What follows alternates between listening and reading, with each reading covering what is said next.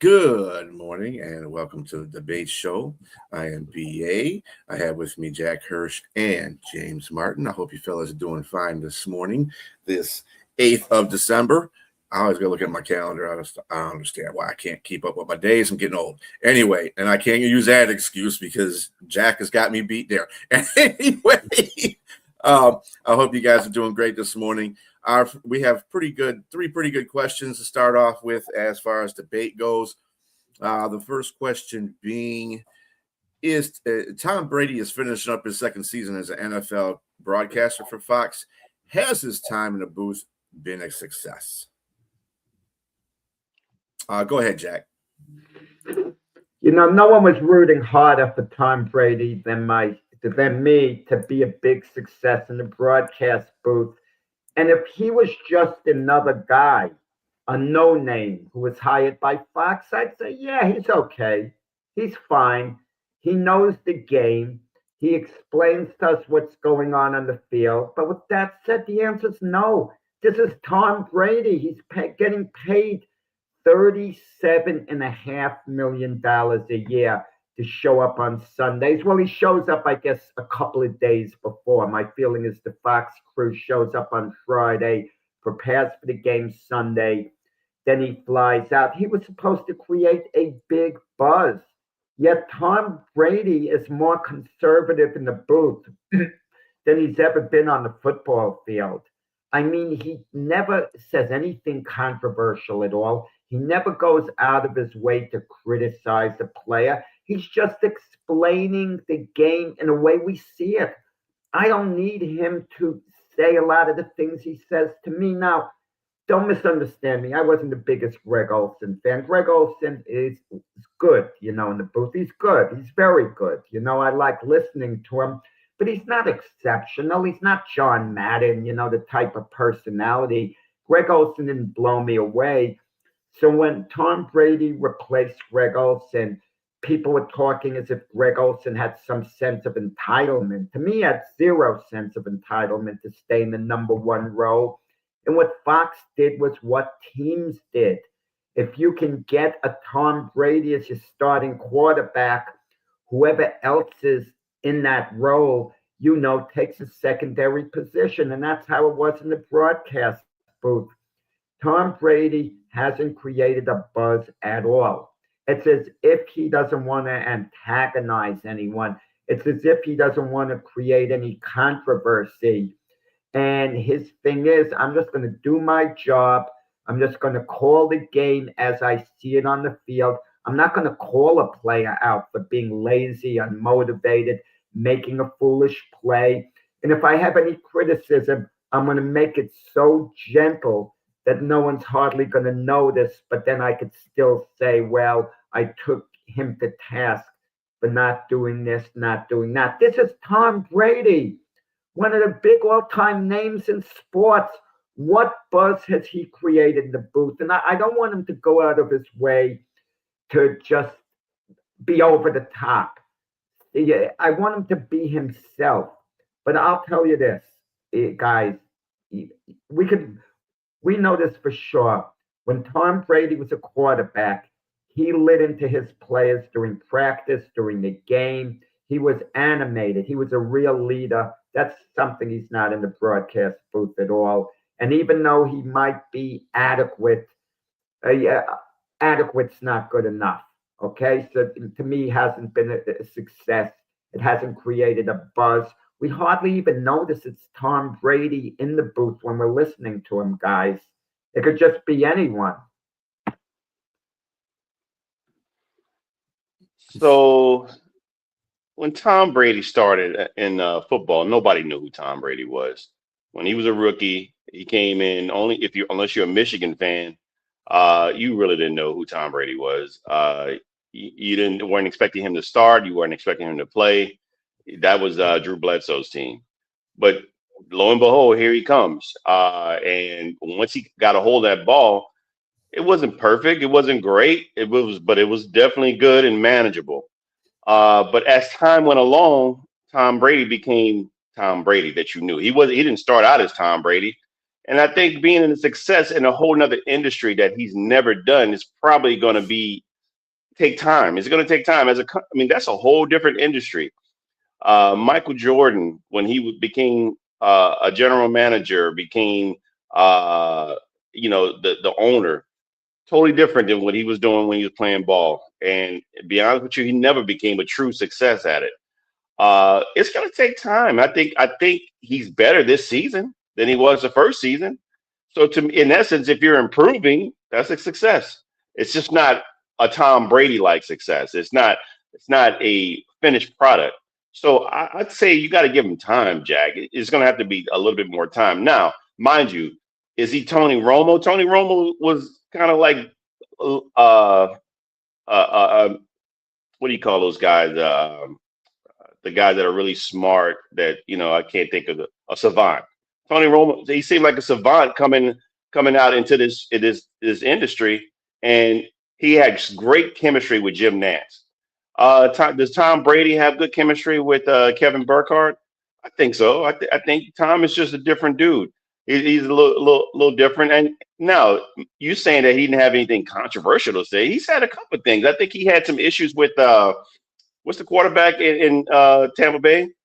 He had issues with Baker Baker Mayfield. Mayfield. Yeah, there were some controversial things said, and No, so Mayfield said something about Brady with the locker room while Brady was a quarterback. So it got you. wasn't exactly, It wasn't that. It maybe it was the other way around, but he fired back at him. Let's just say that he did fire back. So yeah, He made a I get it that he does not like say a lot of controversial things. Typically, the color analysts are the ones that that say some of the most outrageous things, or they add in. But again, he's not the leader. You're not going to be the leader when you're the lead analyst. I mean, the other guy, that Burkhardt, Joe Buck, and Jim Nance, those guys are going to be Al Michaels, Mike Tirico. Those are the lead guys. But to have chemistry is the biggest thing you want, and to be able to know when to chime in. I think he's learning that. I think that's getting better than what it was the first season. Is he better than Jim Nance and Tony Romo? No, but I think they're better than Joe Buck and Troy Aikman. I don't know how they get their jobs. Those guys have about as much personality as bread mold. I like those guys. Yeah. Fucking Have fun with that, sir. I'm glad you do. It's all taste. I realize it's all taste. And I'm not Yes. saying Tom Brady isn't good. You listen to the game, you can enjoy him. He doesn't have a powerful voice, okay? That's a little bit of a factor. But I'll give you that. But compare it to team sports. Your highest paid player has to be an impact player. You can't look and say, well, he's a good player. He's serviceable. He does a decent job. If he's the highest paid player, you want more than a decent job. You want him to have a buzz. When Tom Brady came in, he had to create a buzz in the beginning. That time has passed. That window's closed. He's not going to create a buzz late in his second season, in his third season. And if he does start saying things that a little bit, maybe outlandish is the wrong word, but that creates a little controversy, it's not going to go over the same way. He had to hit the ground running. That's what I'm saying. He never hit the ground running. He was like it's like you hired a financial advisor and his strength was filling out all the forms nicely. He was an expert at filling out forms, but not actually exploring the market the way you want him to. But yeah, he's been okay, Brady. Don't I like him? I enjoy listening to him, but he hasn't created that impact that Fox made it out to be. I think the thing that you guys are not looking at either is the fact he's part owner in the Raiders, and there's certain things he can get away with saying if he's not. Okay, he's got to kind of reserve himself because he is part owner of the Raiders, or part owner of the part owner of the Raiders, I guess you could say, and he needs to kind of tone stuff down. I think the NFL's got on him a couple of times about some stuff that he said on his broadcast, just to let him know, hey, he can't be as flamboyant as he wants to be because of that fact. And I think if he wasn't in the situation that he was in, he'd be a lot better. He'd be a lot better color commentator than he is right now. I think he would hit the ground running. I just think that's wait, Brian. But let's look at the timeline. When he first took the job at Fox, correct me if I'm wrong, he wasn't yet a minority owner of the Raiders. No, he was. He was. Sure about the last yes, year, he was the owner prior to. Yep, prior to taking that job. Yep. He got the job for the minority owner for the Raiders, and then he took the commentary job. So, I mean, even though that was on the table way before he even took the job at the Raiders, but at the same time, regardless of that situation. Look, I like someone who'll go out on a limb. For example, years ago, George Allen, the old-time coach of the Washington Redskins, he transitioned to the NFL booth. And at one point, the quarterback had so much time to throw that Allen got disgusted, and he said he had enough time to make a sandwich while he was in the pocket. You kind of get a kick out of stuff like that. And I'm not saying you get on a particular player and put him down and create that controversy, but there had to be things that Tom Brady observed about teams that really would have ticked him off about that team. And there's a way of making an impact, talking about it, but he takes a political, approach to things in his commentary. I'm curious, guys, what don't you like about both of you? What don't you like about Troy Aikman and Joe Buck? Well, go ahead, James. You can go on that one. Yeah, I mean, Troy Aikman has, as a color analyst, has good insight when he talks about things. But I'm thinking, like you said, you're mentioning with the color analyst, there's no controversial thing being said. He's boring. And Joe Buck, he's okay. He's decent as a lead. But man, I'm definitely going to give it to Jim Nantz over him. I mean, Jim Nantz has personality that goes along with his skill. Because Joe Buck has skill to do what he's doing. But there's a reason that they're not doing the Super Bowls anymore. There's a reason that they're not like the lead guys on Fox anymore. It's just, and one, they're getting older. That's probably another thing. But I would listen more so to Jim Nantz. No. That's right. They're on ESPN. I mean, with Aikman, they do the Monday Night Football. Yes, they switched. So, but even saying that, they used to be with Fox. Yes, my apologies, but they used to be with Fox, and they used to do the Super Bowls, and it just, it obviously is.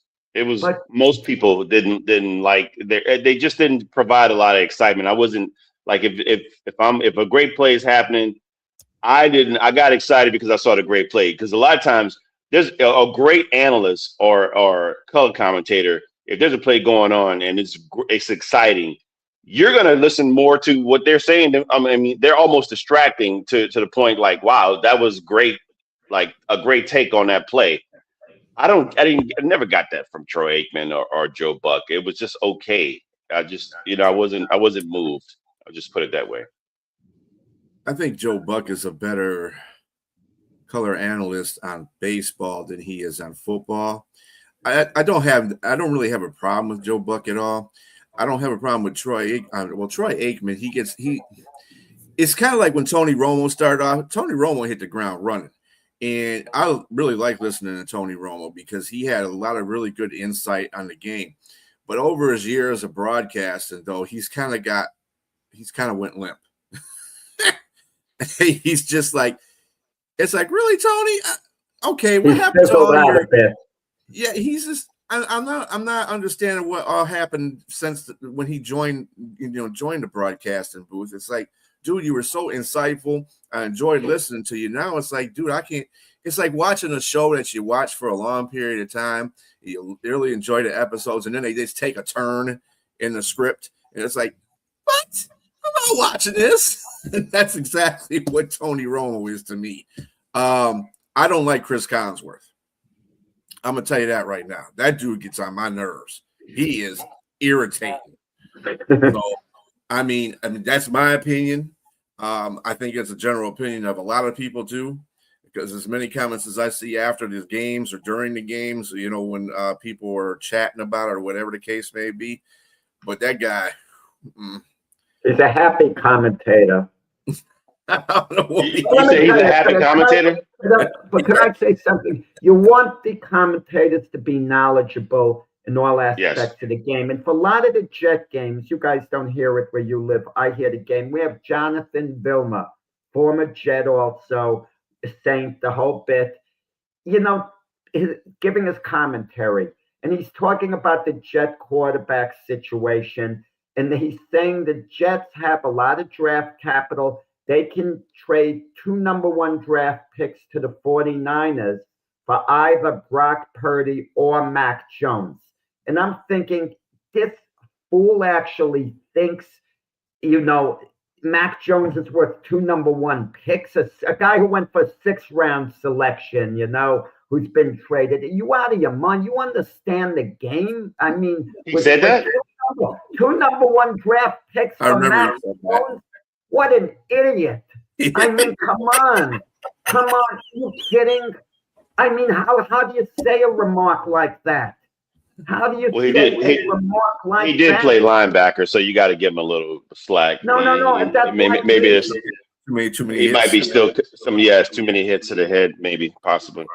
So. I mean, that is so ludicrous. Yeah.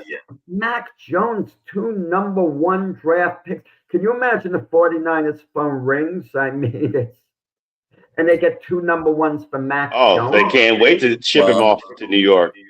Right. But yeah, that's first of all, let me just say that I agree that's ludicrous. Clearly that's not going to happen. I don't know if that was a shock take or something. He just jokingly. No, he wasn't saying it jokingly. He was serious. Oh goodness. So I can only imagine what the commentator sitting next to him was thinking. No. Right. Yeah. Get this guy. Well, just a general question to follow this question. I mean, this debate. Who would you like to see in a booth? Just one person. You ain't got to name 500 people. One person that you would like to see in the booth.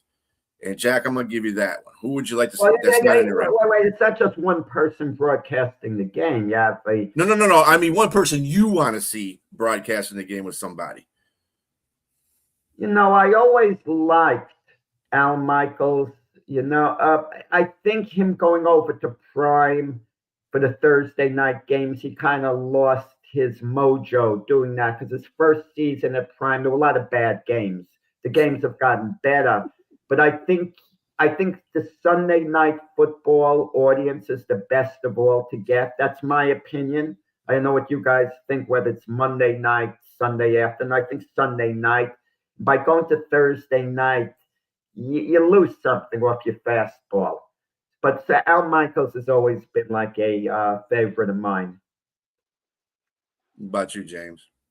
If I had to get somebody, I would love to be like a shock take person, it'd be Sean Payton, because some of the things he's said in his post conferences and stuff like that, I can only imagine what he'd be as a color commentator. So definitely would be funny to say the least to have him in as with someone. I definitely wouldn't want what's his name, Bill Belichick. I'm just thinking like from a coaching perspective, he'd be mumbling the whole game. Bill Parcells would be good. Would have been good, I think. Because Yes. he only was disgusted with things and spoken up. I know what Brian's going to say. Dan Campbell. No. I would say John Gruden if it wasn't for the fact the whole NFL hates Boring, NFL. boring. No, he's not.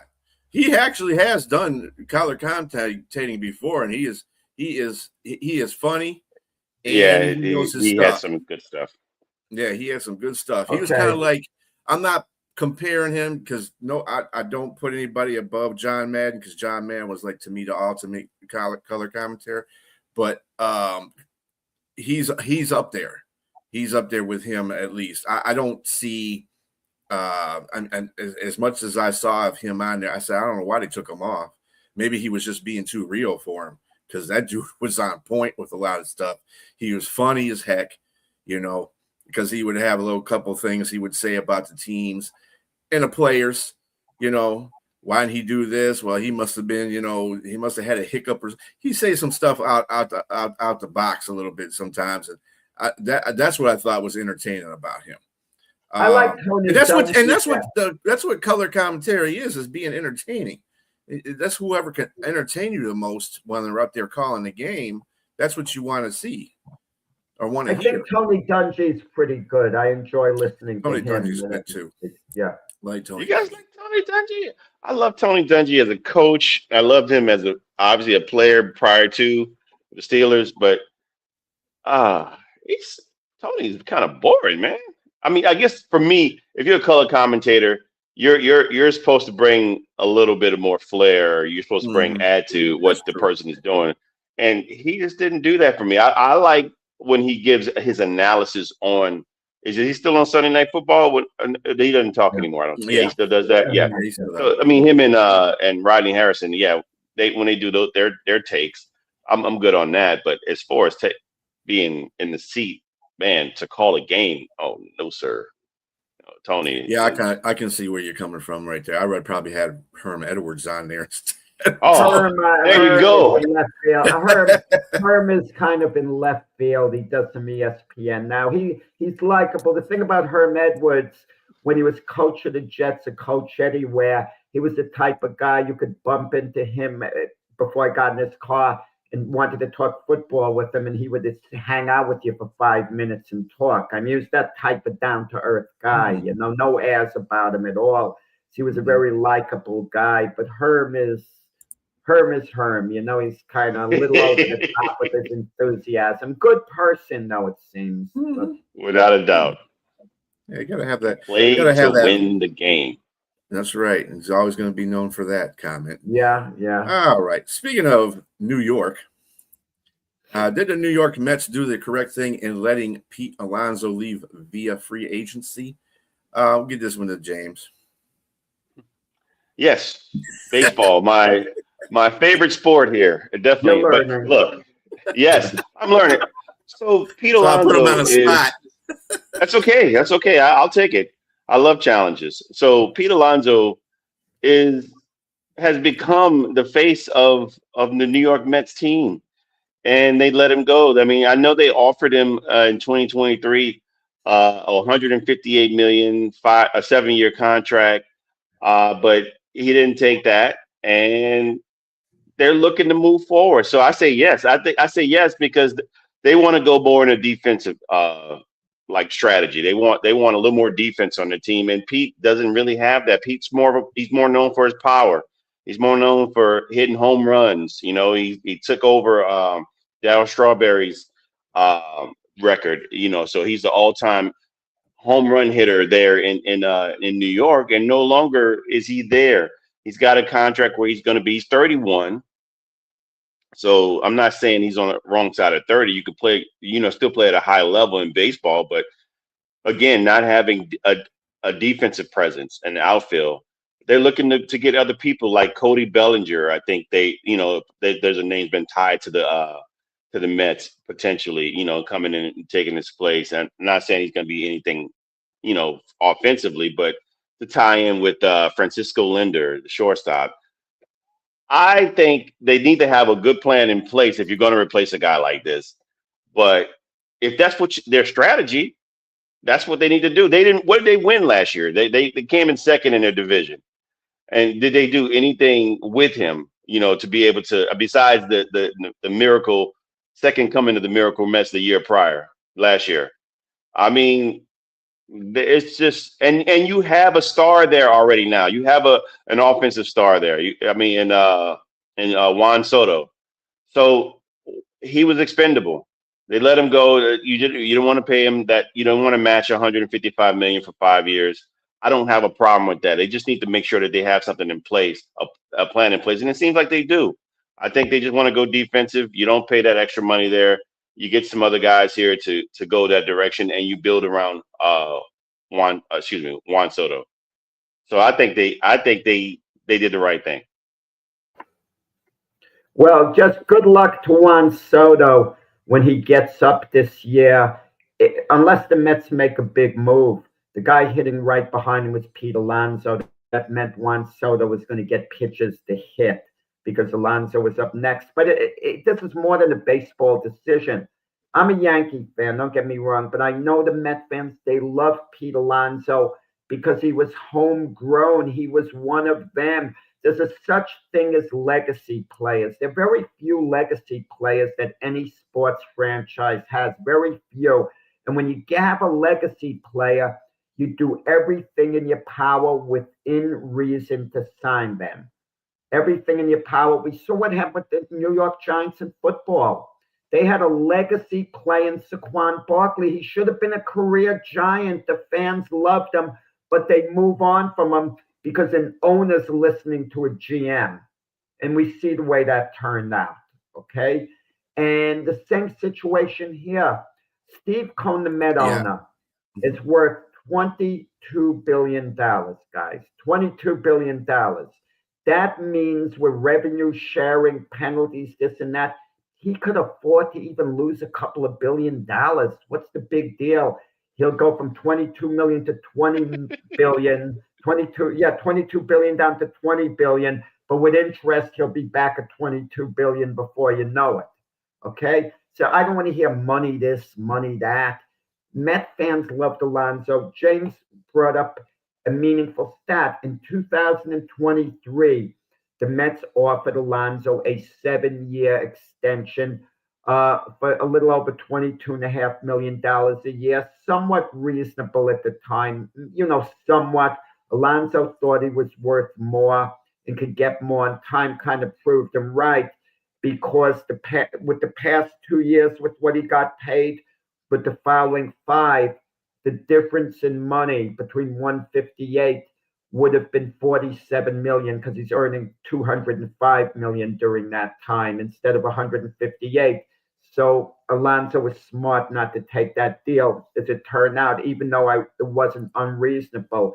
Met fans love Alonzo, love him, and the Mets showed very little interest in keeping him. It's kind of demeaning. If other companies are looking to hire you, they want you badly, a couple of them, and the company you're in is lukewarm. They say, yeah, we'll talk about that promotion later on. We'll talk about a raise later on. We'll address all that. Don't worry about it, James and Brian. We'll address it. Well, the other companies have shown how badly they want you. And you're going back to your company, I'd like to stay here if it could be worked out. And they're saying, yeah, we value you, but they're not really showing they value you. And, and Pete Alonso, I don't want to be a liability. He's not that bad defensively. He's not what they want defensively, but he's not a disaster at first base. I mean, I've seen him play a lot of games. He's not a disaster. He's adequate. As the years go by, he's going to lose a little something with getting old. I understand that, but they got the DH too. But the thing about it is, the Mets, I can understand not signing Alonso this past week when it had gotten to that point. They didn't want to give him 5 years at that type of money, and they weren't given a chance to match it at this point because Alonso knew they had no interest in matching anything. But they could have worked something out in the off season. They could have given him a 4-year deal, for 30 million a year, as opposed to him waiting in free agency where he got 155 million for 5 years. He never knew that he would have gotten that amount of money. I mean, it all of a sudden popped up at the last moment because Alonzo, who lives in Tampa, he drove to the baseball winter meetings in Orlando to sell himself. And it apparently worked with the Baltimore Orioles. And I'm going to finish up saying he's a legacy player. He should have been a Met his whole career. That's what the fans wanted. Everyone loves Pete. And usually you're going to see when players leave for free agency for the money, sometimes they get booed coming back. Met fans, when he comes back, it's going to be the biggest celebration. They absolutely love this guy. And they know how much he wanted to be a Met his whole career as well. Let me rebuttal just once on that, and then I'll let you go, Brian. Look, I agree with you in regards to having a legacy player. I said the same thing about Saquon Barkley when you mentioned it in regards to him not being with the Giants anymore and them letting him go, and he went to an inter-division rival to the Philadelphia Eagles. But with that being said, what was he going to do this season or last season with the Giants? Was there any going to be any difference in success or like I know our buddy A Train likes to mention that, and I still give him flack for it, but he has a point. What was he going to do on that team besides maybe get beat up and have his career going in a downward turn or spiral? I'm not saying that Pete Alonzo didn't have a good season with the Mets. He had a great season. He had 38 home runs in 25. But did it benefit them in any way? Did it benefit in a way that to where they're making a turn to go in another direction to where they're progressing? They're contenders for a World Series. Not at all. Not at all. And so I can see, and I love the fact that you're counting the pockets of a billionaire and saying he could have spent a little more money on somebody. The reason he's worth $22 billion, he's probably counting every penny. He's a big Met fan. Listen, guys, you and Brian, if you guys were worth $22 billion, I know how much you love the Saints, James, and Brian loves, let's say the Tigers. Let's veer it to baseball, okay? And you wanted to win it bad enough, and you had that little amount of money to play around with, I think you guys would go that extra little mile. And if you treat it like a business, I don't want to hear what the team was going to do well with them and what they're doing without him. They're doing nothing without him. The Giants were worse last year without Saquon Barkley. They were the laughing stocks of the NFL. They wouldn't have been the laughing stocks of the NFL had they held on to Saquon Barkley. No, they wouldn't have won, but they turned into absolute laughing stocks. And they never sir, they were laughing stocks while he was there. Wound up getting fired on that. And Joe Shine is a joke of a general manager there. And they're laughing stocks, the Giants. They were laughing stocks when he was there. They only had one good season when they went to the playoffs with him. He created a great image. Yes, I agree. Alonzo, but he was getting beat up. He was getting beat up. He went without him. You're not better without him, so you may. But he was better without him. He was better without him. There's a history with teams. We look at the history of teams, and you want legacy players who've been there. Like the Yankees have this great tradition, legacy. But imagine letting Yogi Berra go in free agency. He wouldn't have been the legacy player he was. A Mickey Mantle. You want a guy who's a legacy. Some legacy players. Al Kaline with the Tigers, legacy player, guy who's been there his whole career. And they had that in Pete Alonzo. They don't have anyone like that anymore. But I'm gonna have to, Brian. I'm gonna have to pull your name into the mix here. I know you don't like to be the example of the stepchild, but no, I'm just saying. I'm gonna pull Brian in the mix here for his team, the Detroit Lions. He had a couple of legacy players there, 3 of them, as a matter of fact, and 2 of them retired with no winning success, and 1 went to a whole nother team and won a Super Bowl. I'm talking about Barry Sanders, I'm talking about Calvin Johnson, and I'm talking about Matthew Stafford. Those all 3 were legacy players. And what did it get them for being there? It doesn't matter. I'm not saying winning. When you look at the history of the Detroit Tigers, the Lion fan base has tremendous pride in Megatron and Barry Sanders. Imagine they had let them go a few years before to another team. They wouldn't have been legacy Lions. Yes, they would have. Those guys wanted to win, just like everybody in the game. They want to win. They want to win. And Everyone wants to win. when you lose the luster, those guys retired early. They could have played more games. They were But their wore out. legacy, but my point is, if they played for other teams, that and split their time being Lions on other teams, they wouldn't have been legacy Lions. They wouldn't have been legendary Lion players. But I'll I let think him hear Matthew. from Brian. I think Let me Matthew hear from Stafford Brian. is. I think Matthew Stafford is still a legacy player for the Lions, even if he did win a Super Bowl with them. He did enough to be considered a legacy player there. Mm-hmm. Yeah, he broke all the records, all the quarterback records there. Regardless of that whole situation, because this is not about a guy being tired of playing for a team. Pete Alonzo wants to get paid. It's his right to get paid. And New York Mets, they suck for not signing him. This guy is a five-time All-Star. He's been in the MVP running 4 times. He was a Rookie of the Year when he got on the Mets in 2019. The dude won a Silver Slugger Award last year. He had his best year as far as what was his batting average and his on base percentage last year.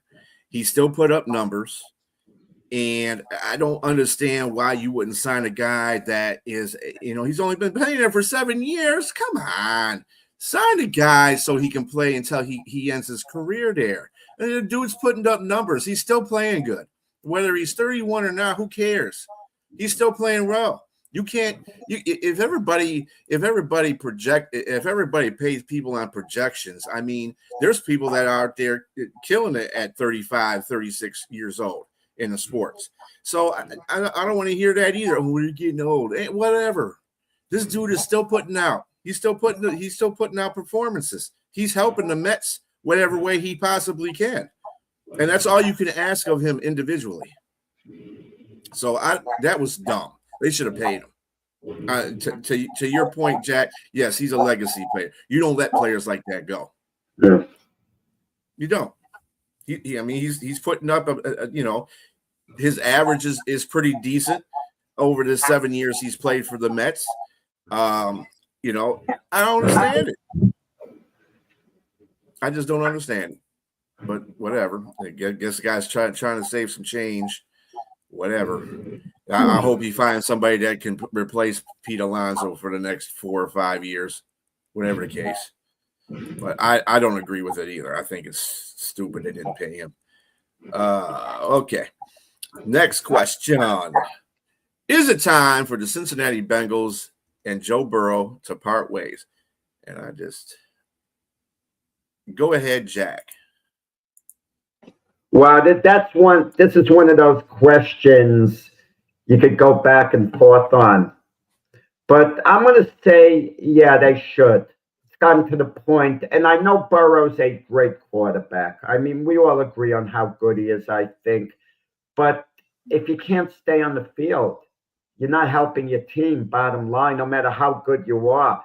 I'd rather have a good quarterback who's on the field a lot than a great quarterback who's not on the field a lot, basically. And with Joe Burrow, it's been a roller coaster. He got to a Super Bowl with the Cincinnati Bengals, but all his time there, for the most part, I don't want to say it's been disappointing. They got eliminated in the AFC Championship game by the Chiefs, but you get the feeling the best of Joe Burrow is done as far as the Cincinnati Bengals are concerned. It's not going to get better going forward. And he doesn't seem to be happy there. And I think maybe this whole Bengal team needs a rebuild in a certain sense. I mean, their defense is paper thin, and they have a great receiver, Jamar Chase, and a good secondary one in T. Higgins. We know that, okay? Someone who I'm sure Burrow enjoys throwing, especially to Jamar Chase, who was his teammate at LSU and they won a national championship as well. But Burrow's enthusiasm just doesn't seem to be there. I mean, a statement came out that he's maybe not having fun, but it never looked like he was having fun the last couple of years. Something is always coming up. He's getting turf toe, he's getting this, he's getting that. And can you count on him if you're the Cincinnati Bengals? Can you count on him to play a full season? I have doubts at this point. Now, you don't trade away Joe Burrow unless you get a boatload back. Let me make that clear. You don't just trade Joe Burrow for 2 number 1 draft choices. You don't do that. I mean, Sauce Gardner, the Jets got 2 number 1s in Adenois Mitchell, for Sauce Gardner. So you got to get a lot more for Joe Burrow. But if a team like the Jets, for example, was going to give you 4 number 1s, 2 number 2s, and a number 3, wow. You're sitting down and you're starting to meet and you're thinking maybe we better do this because we can now rebuild our team. And, maybe even a young quarterback's going to fault us with that. I kind of feel that maybe it's time with the Bengals and Joe Burrow, unless Joe Burrow goes to the Bengals and says, look, I don't want to go anywhere. I'm buying all in. Then I take a step back. That's cool, Joe. I know we just talked about legacy players. You're going to be a Bengal your whole career if you're absolutely committed to being a Bengal as much as Pete Alonzo was committed to being a Met. That makes it different. But once Joe Burrow starts wavering, I'm not having so much fun. I don't know this. I don't know that. How would you feel if you kept Joe Burrow and he retired in a year or 2 because he doesn't enjoy playing football anymore when you could have made a massive deal for him and gotten a big haul? And sometimes with athletes like that, a Giannis in basketball, you trade them while the value is extremely high at that moment. Because if you wait an extra year, better yet, Brian Burns, the defensive end of the Carolina Panthers, the Rams offered 2 number 1s for him. Panthers turned it down 1 year later, taking a 5th-round draft choice to move on from him. So I think the timing is right for Cincinnati to move on from Joe Burrow, unless Burrow makes it very clear this is where he wants to be in Cincinnati.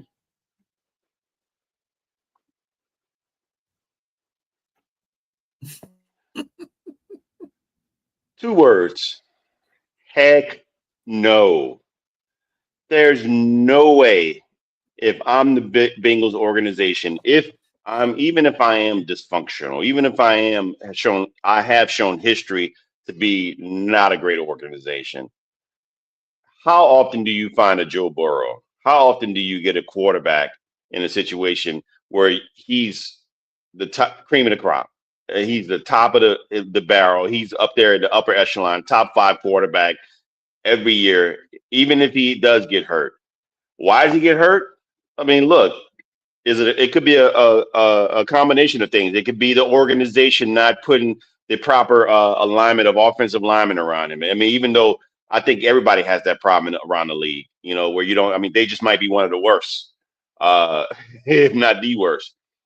And it could be Joe Burrow's body just not holding up. It could be the offensive line just are having bad play. It could be all 3. I don't know.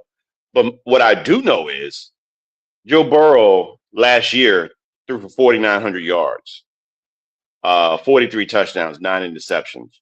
So if the offensive line was that bad, which wasn't great, he still was able to put up some phenomenal numbers and had them in contention. If it wasn't for a bad defense and the slow start in the beginning of the season, they'd be in the playoffs. We're talking about them potentially unseating the Kansas City Chiefs going to the Super Bowl because Kansas City wasn't all that great. I think, and before without the years where he got hurt, he's had a couple of 4,500 yard seasons and 35 touchdowns. So this is a dude that you want to make sure that you're protecting, that you're okay with. And as far as Joe Burrow not being happy, man, look, you're getting paid $75 million. At the time when you got that contract, you were in 219 guaranteed. You're the highest paid quarterback. You're not always going to be happy, brother. Y'all need to figure it out. There's 219 million reasons to figure it out. You're getting paid a lot of guaranteed money there. There's been speculation that, and I think it's just that speculation that he might want to potential retire, that kind of thing, kind of like what Andrew Luck did. I don't know. I think to me, honestly, I think he's better than Andrew Luck. And Andrew Luck was a great player. He was a great prospect coming out of Stanford, but I think Joe Burrow is a lot better. And I'm not being biased because he's coming from LSU. I'm just giving you the facts of what he's being able to do. And with that said, they got to work on the offensive line. Look, he got into the media. He said pay his players. They paid your players. They need to work on the offensive line and continue to work on the defense. He's 29. Does he have time to be still a stud quarterback? Yes, he does have time. They're proving that quarterbacks can play up until they're 40 now, because no one can. Well, they're not supposed to hit the quarterback, but I think and beat up the quarterback. But in Joe's case, he's getting beat up. So I think there's a situation here where you just work on the offensive line and get better on defense. And look like even in this season, they look like they got a little better on defense already. I don't know. Maybe they're trying to turn the corner here. But if you're not happy, you got to figure it out, man. Because again, you're the highest paid one of the highest paid quarterbacks in the league, and so they did what you asked. They paid your receivers. They got they got a good tight end, Gesicki there. Your offense is lit. You just got to make it happen. Figure it out. You're a grown man. I buckle up your bootstraps and just go for the road. I mean, there's always times when humans, all of us, we're not happy at certain times. That's life. It is what it is. I don't want to hear that you're not happy. I mean, again, 219 million reasons why you should be like, okay, I'm going to push through. That's it. James, I'm saying you don't trade him unless you get a big haul in return. Don't misunderstand me. I'll give you an example, a proposed deal. Cleveland Browns badly want a top-flight quarterback. Badly. I mean, I don't think they believe it's Shedeur Sanders. You're the Cincinnati Bengals. Your phone rings. We'll give you Shedeur Sanders, a #1 draft pick this year, which is going to be a high one, and Myles Garrett for Joe Burrow. Your phone rings. I see you thinking. You're not so dismissive now. Maybe you turn it down, but you're seriously thinking, man, Myles Garrett, who could wreck a game on defense, Shedeur's come along nicely, and we get the #1 overall pick. No, one of the top, picks in the draft this year, who could maybe be a whatever position. I mean, you got to think about it. This is Myles Garrett we're talking about. But you're talking about the most fantasized situation that could possibly happen. What goofy, ignoramus organization would do something like that? Nobody would do anything like that. They would. Why not? Which one? No. Well, come on. To give up now, you first of all, you got a young quarterback that's starting to show something here. They would. Oh, come on, no. They don't have faith in him, but he's starting the rest of the season. He's starting the rest of the season. Believe me, if you could have Joe Burrow, you're not keeping Shedeur Sanders. Come on, let's be real. I'm just saying, but you threw Myles Garrett in the mix, man. Come on. Ain't no way. All-time exactly. There's no way I'm giving up Myles Garrett for Joe Burrow, who can't stay healthy every other season. There's no way. There's no way I'm doing that. I'm not doing that. The evidence is on file. He's a great quarterback when he plays, but he's been out every other season. He's been out. Myles Garrett has been a mainstay and a wrecking machine. There's no way I'm giving him up for Joe Burrow. He's the quarterback of the defense. He's the leader of that defense. There's no way I'm going to throw him. And then you threw a young asset that you got for cheap for a 5th round that's showing some stuff. No. Well, you wouldn't need him if you got Joe Burrow. That's the point. I mean, he would be a backup. Yes, that's fair. But I mean, the offensive line is situation is not great in Cleveland either. So you're putting him from one bad situation to another and potentially getting him a good offensive line. We talk about that each week. I agree. But yeah, I would have to. Respectfully, sir, to you, disagree on that take. No, there's no way. Um, and that's putting it lightly when I say respectfully. Yes. Well, this is one question, one debate question. I wouldn't mind losing the debate because I realize how great Joe Burrow is. But once again, he's missed so many games. I mean, I find that disturbing. And going forward, is he going to stay healthy? Is he going to be able to play? I mean, that's the question. If I know he's going to be able to play the majority of games, I would never move on from a Joe Burrow. But it's the injury factor that kind of hangs over him. Jack, we talked last night, and that was yesterday on Greeny. He talked about on ESPN, and he talked about a comparison between uh, Andrew Luck and Joe Burrows from 2012 to 2018, from 2020 to 2025. Their sacks, their games. Andrew Luck had 86 games and he was sacked 174 times. Joe Burrow had 73 games and he was sacked 203 times. That's a big, significant number there. So he's getting beat up. Yeah. So I could see him not being happy there, but they just got to figure it out, man. I think there's no way if I'm the Bengals organization, I don't care how many draft picks you get, they can all be flops. You don't know. You tell me that in this particular draft, is there a comparable Joe Burrow coming out of this draft? Mendoza, No, or well, there's nobody. I have a solution for you. I mean, if you're the GM there, James, you get your boy Kirk Cousins, sign him, give him a contract in free agency, and let him quarterback your team. No, I'm being no. sarcastic here. I know. Yes. Yeah. I mean, again, I'm going to keep Joe Burrow. We're going to figure it out. I I mean, love that's Joe again. Burrow. If he's going to be healthy, I don't trade him for anyone. Case Yeah. closed.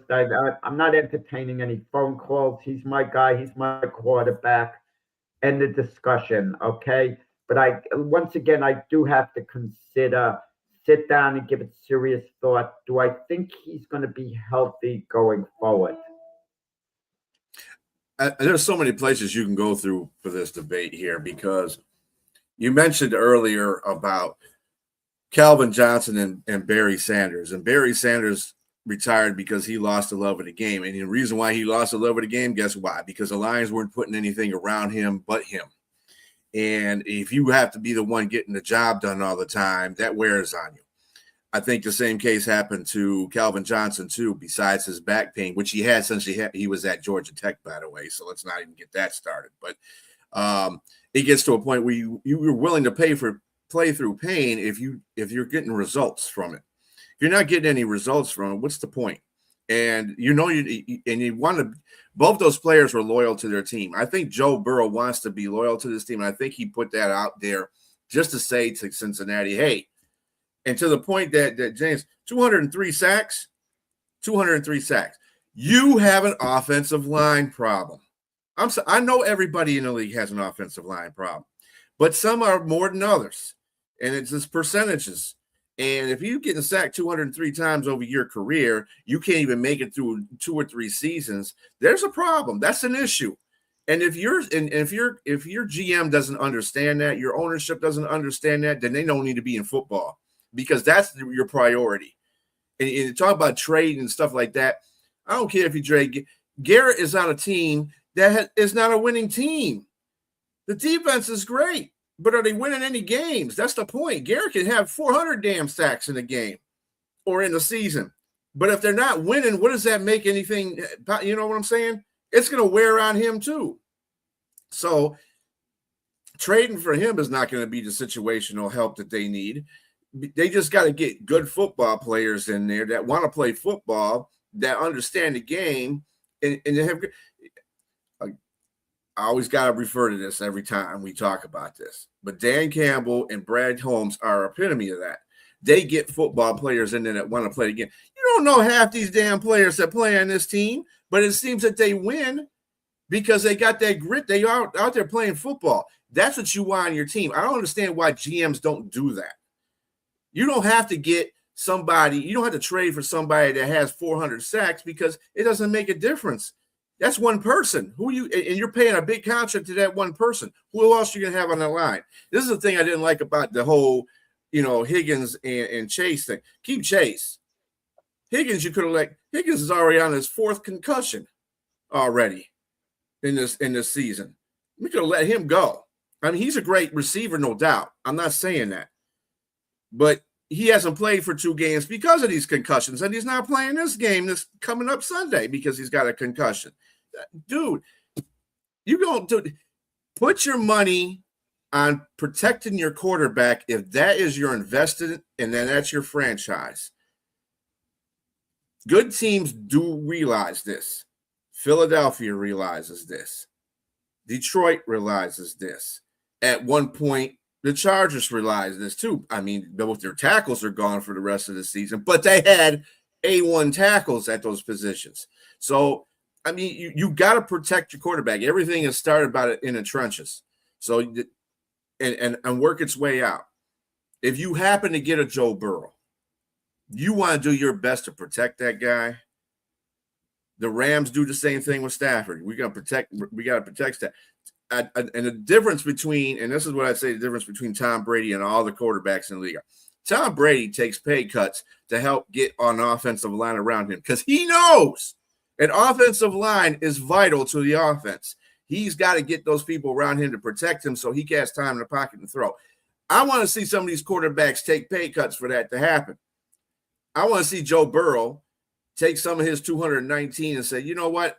Let me reconfigure my contract so I can get some offensive players on my offensive linemen on my team so I'm not looking up at the sky every 5 plays.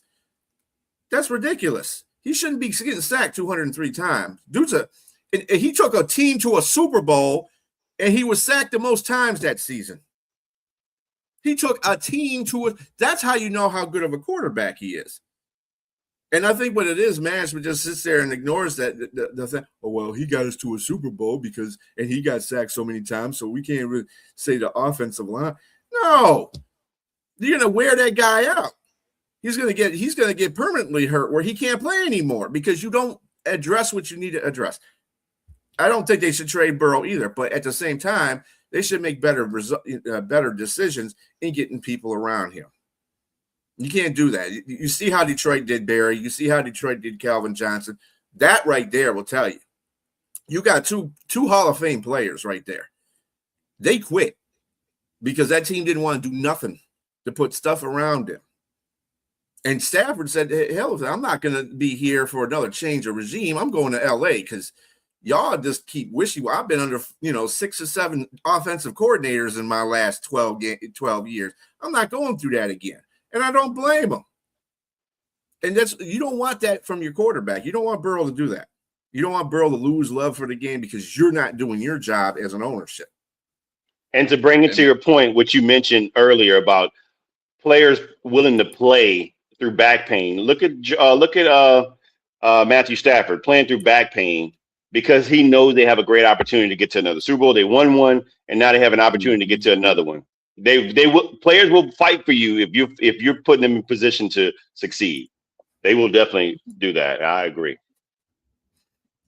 Yeah. So on that note, we have concluded today's session of the debates. Very good. Good topics, Jack. Jack always brings the good topics to us. We will catch you next Saturday at 8 a.m. Please join us tomorrow at 8 a.m. for the Big Football Show. And then, of course, at 8 a.m. on Monday morning for the Jack and Keith Weekend Playbook. And then, of course, 7 p.m. on Monday for Glove Fist with also, again, Jack. Jack is a celebrity for the 4 days. Yeah. And I go on the injured list till the following Friday, yeah. Without an offensive line. Injured reserve, yeah. No protection on this network. No protection whatsoever. Yeah. We haven't got to that point yet, Jack. Come on. Ride with us. We're going to be like Cincinnati. Ride with us. We'll make it better. Anyway, everybody have a good rest of your day. Go Navy, beat Army. Go ahead, James. Say it. Go Army, beat Navy. I'm impartial. All right. Everybody have a great rest of your day. Enjoy it. Peace out.